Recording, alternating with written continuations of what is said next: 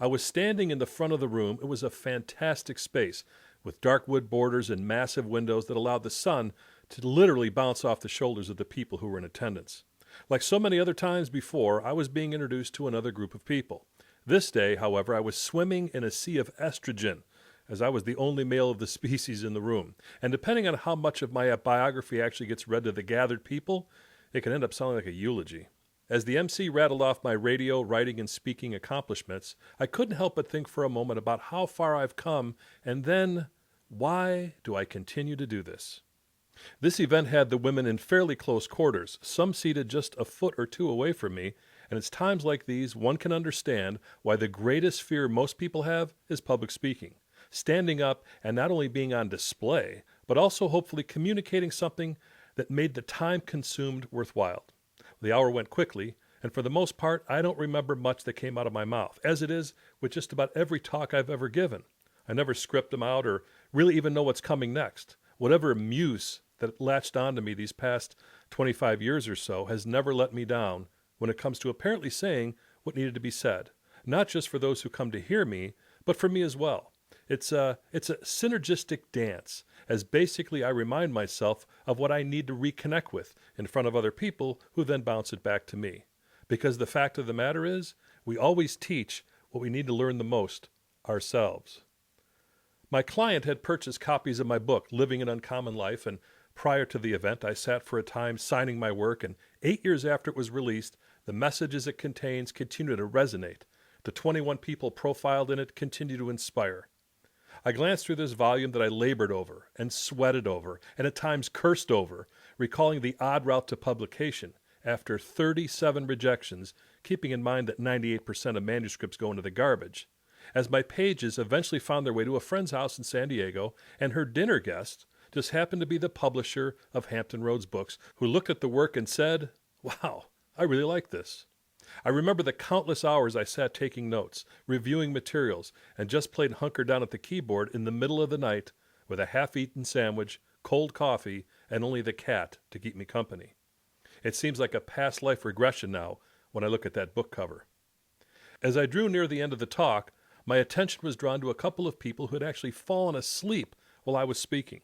In the past, I might have stopped what I was saying, turned the room's focus to the Rip Van Winkles that were there, and usually the ones that nodded off would somehow feel a shift in the room, and they'd wake up to find 500 people staring at them. Nowadays, people falling asleep have my compassion. Imagine to be so exhausted that this might be the only time in their day they're able to replenish their batteries for the battles that lie ahead in the corporate grinder. Either that or I'm really boring, but since 98% of the gathered were still with me, I'll go with door number one. Part of me is still confident, though, that even if someone nods off, their subconscious mind is hearing everything I say. With just a few minutes to go before the Q&A, I talked about how one person had come along at just the right time, in the right way, for the right reasons, and said just the right thing right on time, and how that chance encounter actually set the tone and tenor for my life and put me in a direction that has been nothing short of an adventure that I often don't understand and rarely feel like I'm totally on board with. Nonetheless, I finished with words that I wrote 2 decades ago. A rousing applause followed, and the questions were powerful, insightful, and poignant, and I hope my answers were the same. A friend I had not seen in a decade was at the event, and she brought me a bag of stuff from when she was doing some PR work for me 10 years ago. Later on in the day, I went down memory lane in various forms of media, a 9-minute demo of my radio show on CD that I was shopping to networks, half a dozen DVDs with me on them in various shows as a guest, proclaiming my intent to hold the line of uncommon sense when it came to sitting behind a microphone 3 and sometimes 4 hours a day. The real gems were found in the now ancient VHS tapes, the interview shortly after 9/11, on Fox and Friends, as I sat alone in a small room overlooking the Chicago River at 6 a.m. with camera lights baking me like a bag of French fries while I chatted with E.D. Hill and Brian Kilmeade in New York.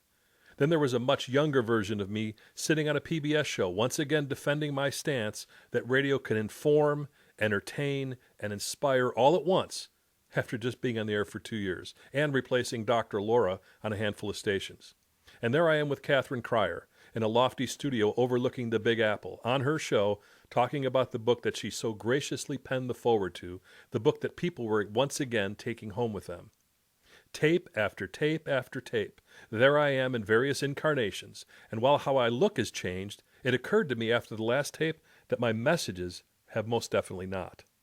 It's a bit blurry and washed out, but there I am, on the stage in 1994, a glorious Saturday morning in the Aspen Music Tent in the Rocky Mountains. At 35, I was a lean, clean speaking machine as I roamed the stage after Rollin Smith introduced me. It was a casual event, of course, but the shirt that I was wearing was ridiculous, and my brand new Nike high tops stole the show as they gleamed white on camera. My glasses were large, my hair was still blonde, my body was trim and tight. I knew that the 48 minutes on that stage carried with it a great responsibility that would be determined to a large degree by my ability to respond, as it's been said. John Denver had asked me last minute to replace Dr. Mae Jemison, who had to cancel, at his Choices for the Future event that packed in thousands of people from around the world, and it was an invite that I took very serious, the opportunity to share my message of the human family, and somehow knowing this talk would change the course of my life. It did just that. As I watched my former self on tape speak the same words I had just recited 2 hours before, the 20 years in between the first time they were spoken in public and the most recent just collapsed. The paint job looks different. There are a lot more dings and bent fenders and fingers, a few more scars on my heart and in my head, but that's something inside me that keeps urging me to validate my short existence, to pay for my rent for the space I take up on earth, to be more than a clot of ailments and a file of complaints, a moaning, groaning mass of flesh and a knuckle-dragging Neanderthal that can't evolve past the woulda, coulda, and shoulda of life, seemingly inside me does not have an off switch. It just keeps coming. It's like a well that keeps spewing out oil, and then sometimes it gets plugged up, and that drill needs to be moved a little to the left or a little to the right, and the process starts all over again. I have long ago lost count of the places and people I've spoken to and with, the endless interviews, large and small, the thousands of hours on radio, and the countless guests and conversations, the late nights and the early mornings, the book signings and the road trips, the admiring throngs and the heartbreaking one-on-one talks. Like the time I rented a 1,500-seat theater on the advice from an expert, and only 3 people showed up. Instead of folding up, I sat on the edge of the stage, and the 3 of us had a great conversation. The opposite of that is being flown first class to a faraway land, being paid more money than my dad ever made in 2 months for an hour of my time, and all of it has but one purpose behind it: to fulfill a vow I took a very long time ago. To remind myself and others that our voices matter in the way things go, that how you were born isn't nearly as important as why you were born. And then in the end, as in the beginning, each of us has the opportunity to break the chains of the past, to undo what's been done. It's up to us.